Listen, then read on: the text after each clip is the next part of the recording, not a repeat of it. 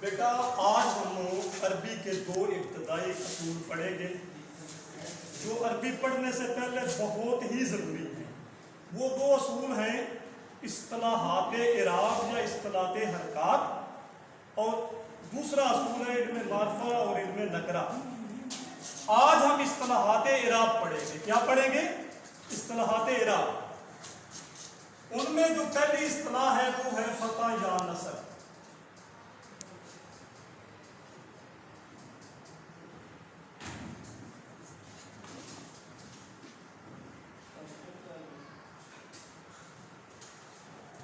फता या नसब। फता या नसब बेटा कहते हैं जबर को।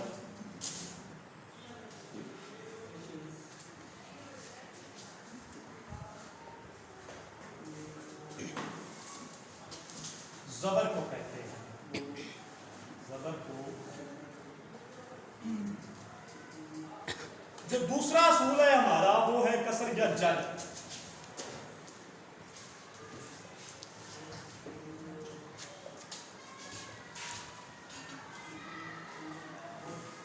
कसर या जर जेर को कहते हैं।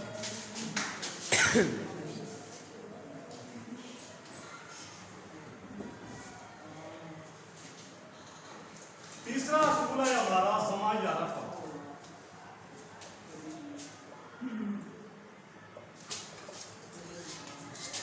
जमा या रफा पेश को कहते हैं।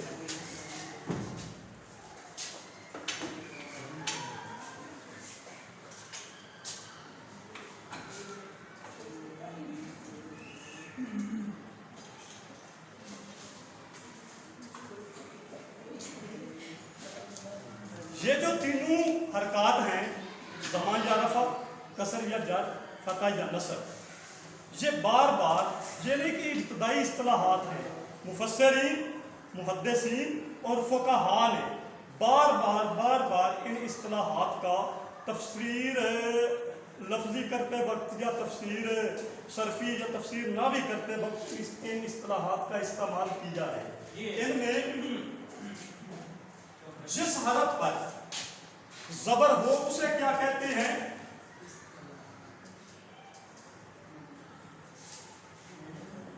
मफ्तू या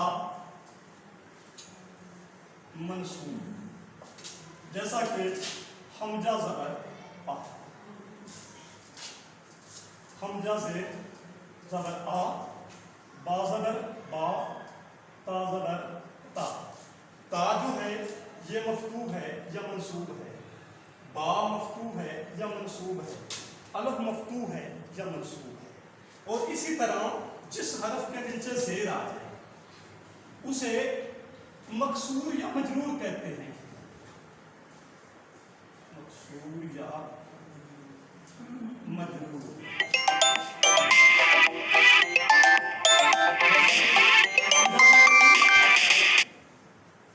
बाज़िर बी, ताज़िर ती। अब ता जो है मजरूर है या मकसूर है, बा मजरूर है या मकसूर है, हमजा मजरूर है या मकसूर है। जी सर। इसी तरह जिस हरफ पर पेश हो उसे मज़मून या मरफू कहते हैं। मज़मून या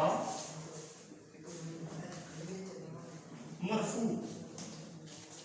जैसे हमजा पेश हु, बा पेश हु, ता पेश हु। इनमें ता मरफू या मज़मूम है, बा मरफू या मज़मूम है, हमजा मरफू या अपना मज़मूम है। तो ये जो हमजा बा ता है इनमें एक लफ्ज़ को मैं बार बार हमजा पढ़ रहा हूँ।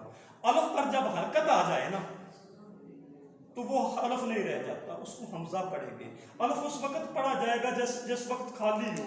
जैसे कि हम कहते हैं जीम जबर अलिफ जा, इनमें अलफ खाली है, अब ये अलफ है। इस पर कोई भी हरकत आ जाए छोटा सा ऊपर हमजा इसीलिए लगाया जाता है कि अब ये अलफ जो है हमजा में तब्दील हो गया है। हमजा जबरा, हमजा ज़ेरी, हमजा पेशकू। और ये तीनों हरकत मिलकर, ठीक है ना, ये तीनों हरकत मिलकर अपने असूल में हरकत कहलाती है। जबर जेर और पेश तीनों मिलकर क्या कहलाती हैं? हरकत। और जिस हरफ पर हरकत हो उसे कहते हैं मुहर्रक। मुहर्रक। ये देखें इधर अलफ है, इस पर पेश आ गई तो ये मुहर्रक हो गया। बा के नीचे जेर आ गई तो ये मुहर्रक हो गया। ता के नीचे जेर आ गई तो ये भी मुहर्रक हो गया। ठीक है ना? और हरकत जो है हमेशा जबर जेर और पेश की होती है। ठीक है ना? इससे आगे अगला असूल है हमारे पास सुकून या जज़म का। सुकून या जज़म।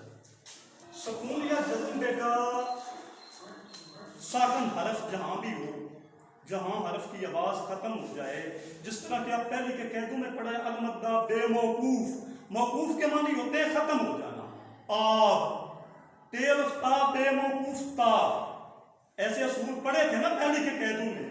हाँ, अरबी में उसे साकन कहते हैं या मजजूम कहते हैं। मौकूफ भी अरबी ज़बान का लफ्ज़ है। मौकूफ, मजजूम या साकन ये एक ही चीज है। सुकून या जज़म जो है वो हरफ की हरकत खत्म हो जाने को कहते हैं। हरफ की हरकत खत्म हो जाने को कहते हैं। इसकी अलामत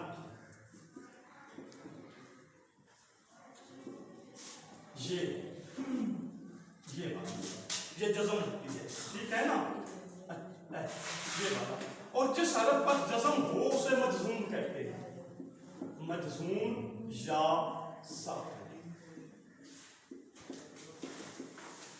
जिस हरफ पर जज़म हो, जिस हरफ पर जज़म हो उसे मजजूम या साकन कहते हैं। जैसे कि अलफ ज़बर पे आ, ये अलफ पर जज़म आ गई है। अब इसमें जो बा है ना ये साकन हो गया है। अलफ ज़बर लाम अल, अब लाम पर जज़म हो गई है, लाम साकन या मजजूम हो गया। इससे अगली इस्तिलाह है शद। शद का मतलब है कि दो लफ्ज की आवाज जो है एक जगह इकट्ठी हो जाना।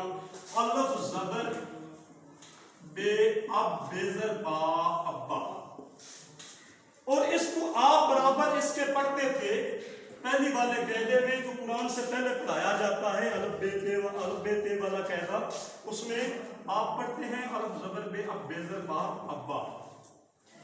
ये जो है जगह की किल्लत और टाइम की किल्लत के पेश नजर अब बाप ये मुफस्सिरीन ने या मुहक्किकीन ने अलामत पैदा की और अलामत पैदा करके ये बा पर लगा दी। और इसके मानी है अलफ ज़बर पे अब बेज़र बा अब्बा के बाद जो है यहाँ 2 मरतबा पढ़ा जा रहा है।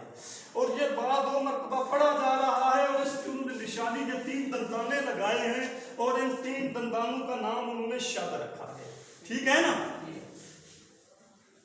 शद का मतलब 2 दफा आवाज का पैदा होना। और जिस लफ्ज पर शद हो उसे मुशद्दद कहते हैं। क्या कहते हैं? मुशद्दद। जिस हरफ पर शद हो उसे मुशद्दद कहते हैं। ये देखिए इधर अब्बा है, बा पर शद है, बा मुशद्दद है। समझ में आ गई ना बात? और जहां 2 दफा बा को पढ़ा जा रहा है, जहां 2 दफा एक लफ्ज की आवाज पैदा हो वहां शब्द का पैदा हो जाना जरूरी है।